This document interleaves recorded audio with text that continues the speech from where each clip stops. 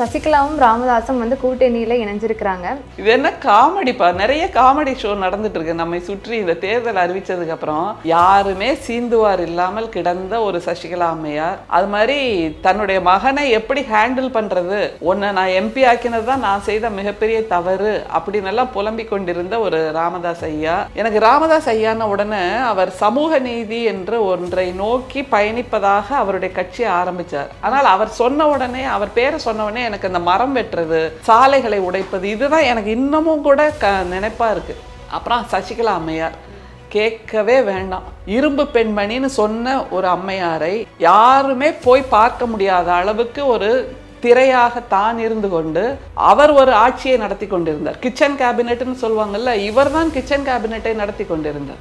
எப்படிப்பா ஒரு விசி, அப்பெல்லாம் அது என்னது சிடின்னு சொல்லுவாங்க, அந்த மாதிரியாக அந்த சினிமா படங்கள் காட்டக்கூடிய சிடியை கொண்டு போய் இவருடைய வீட்டுக்கு கொடுத்த அந்த அம்மையார் இன்றைக்கு போயஸ் கார்டனில் ஒரு வீட்டில் இருக்காங்க. சொந்தமான ஒரு பங்களா.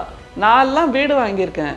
1000 சதுர அடி வாங்குறதுக்கே ஒரு 25 வருஷம் நாங்கள் லோன் கட்டியிருக்கோம். ஆனால் இவங்களுக்கு எப்படி இவ்வளவு பணம் வந்தது?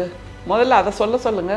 இவங்க 2 பேரும் கூட்டணி அமைச்சாங்களாம், அதனால நடுக்கம் வந்துடுச்சான். அப்படின்னா இது தமிழ்நாட்டு மக்களை கொச்சைப்படுத்துவது போல் இருக்கிறது. தமிழ்நாட்டு மக்கள் யாரை கேட்டாலும், ஒரு சாமானியரை போய் கேட்டா கூட அவங்க சொல்லுவாங்க, தமிழ்நாடு தான் சமத்துவத்தின் நிலம், தமிழ்நாடு தான் நம்முடைய முதல்வர் கொண்டு வந்திருக்கக்கூடிய இந்த 5 ஆண்டு திட்டங்கள் இருக்குல்ல, எதிர்பக்கத்தில் இருக்கக்கூடியவர்கள் கூட கொண்டாடுறாங்கம்மா.